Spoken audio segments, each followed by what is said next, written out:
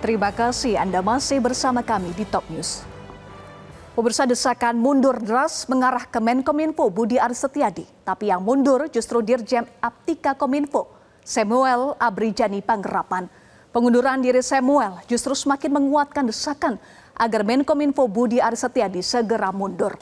Lalu apa sikap Presiden Joko Widodo? Inilah Top Review.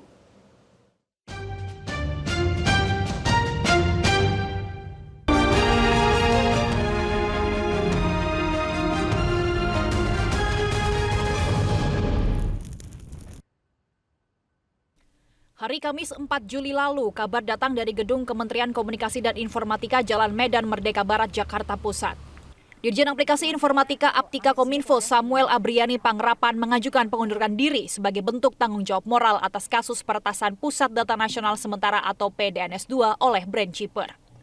Sebagai Dirjen Aptika, Samuel merasa memiliki tanggung jawab dalam penyelesaian kasus peretasan PDNS2 karena itu dia mengambil tanggung jawab moral dengan mengundurkan diri.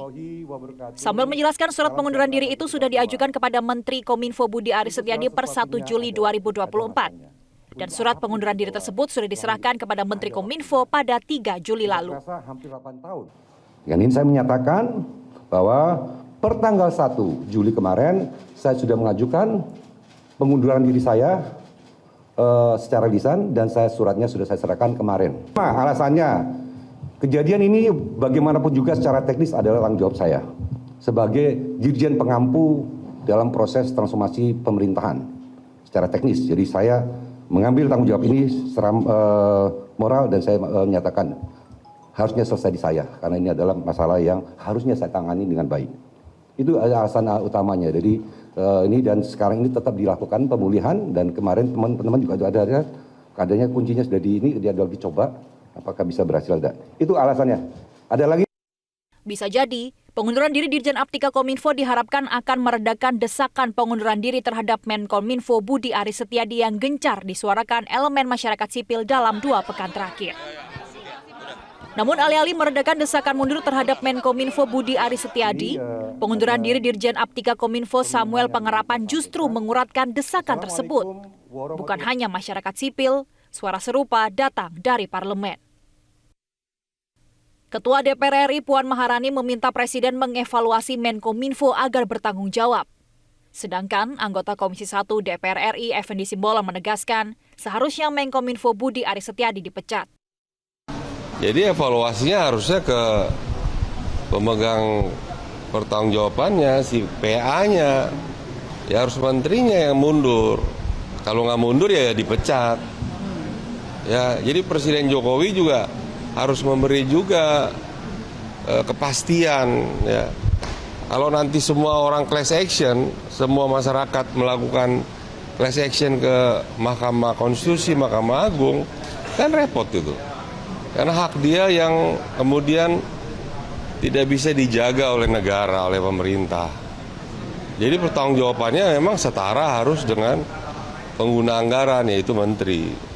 Ini kan memang satu hal yang menurut kami di DPR juga sudah dibahas di Komisi 1, hal yang harusnya tidak terjadi seperti ini. Jadi secara konkret dievaluasi, kemudian tindak lanjutnya seperti apa, pihak-pihak yang kemudian merasa lalai atau kemudian bertanggung jawab ya sebaiknya bisa mengevaluasi dirinya. Termasuk dengan menterinya juga atau bertanggung jawab? Menteri itu merupakan orang yang membantu presiden, jadi ya selama dalam menjalankan tugasnya tidak bisa maksimal, ya mungkin bisa dievaluasi oleh presiden. Serangan terhadap Pusat Data Nasional Sementara memang mematikan dan menimbulkan dampak lumpuhnya layanan publik. Yang paling kentara adalah layanan imigrasi di Bandara Soekarno-Hatta. Celakanya data-data yang terpusatkan di Pusat Data Nasional itu tidak ada backup. Mengetahui fakta tersebut, Ketua Komisi 1 DPR RI Mutia Hafid bahkan menyebut hal itu sebagai kebodohan. Hitung Surabaya Batam backup kan, karena cuma 2% kan. Ya berarti itu bukan tata kelola. Itu kebodohan aja sih Pak. Iya. Punya data nasional dipadukan seluruh kementerian harusnya, untung katanya ada beberapa kementerian yang belum comply, belum gabung. masih untung orang Indonesia. Itu malah yang selamat. Yang paling patuh imigrasi saya dengar. Itu yang paling gak selamat.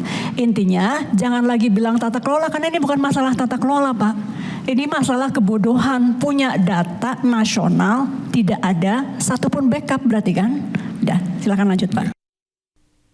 Tak heran jika elemen masyarakat sipil meminta Presiden Joko Widodo melakukan reshuffle terhadap Menteri Komunikasi dan Informatika Budi Aris Setiadi. Kenapa kemudian kita tetap dorong Menkominfo buat mundur? Ini sebagai salah satu simbol bahwa negara memang mau bertanggung jawab dan memastikan mereka tidak akan melakukan kesalahan-kesalahan bodoh lainnya gitu ya.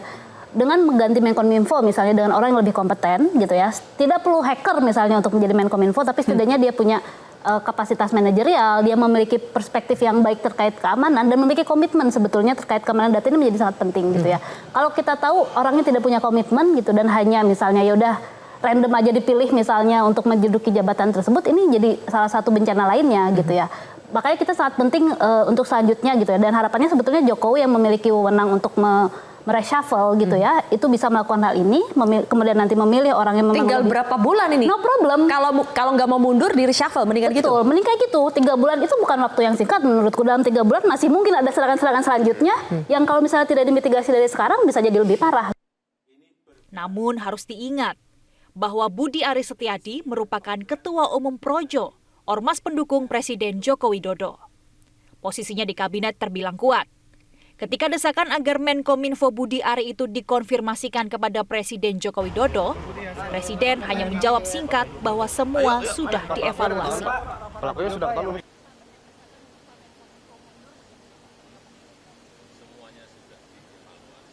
Selamat sore. Sementara itu Projo membela mati-matian Menkominfo Budi Ari. Menurut mereka, desakan mundur itu datang dari orang-orang atau kelompok yang kalah pada pemilu lalu.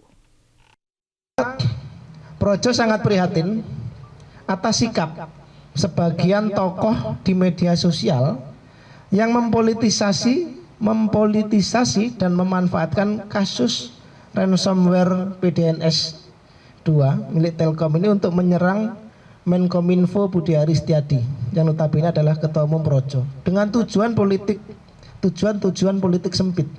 Hasil monitoring kami menunjukkan bahwa kelompok tokoh-tokoh ini berasal dan merupakan residu ya, sisa-sisa dari pendukung capres yang kalah dalam kontestasi di Pilpres 2024.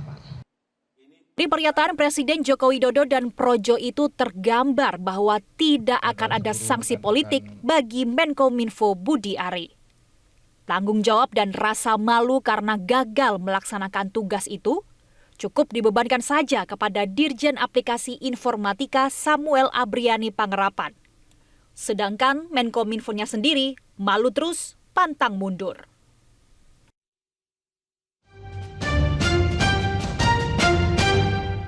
Jelajahi cara baru mendapatkan informasi. Download Metro TV Extend sekarang.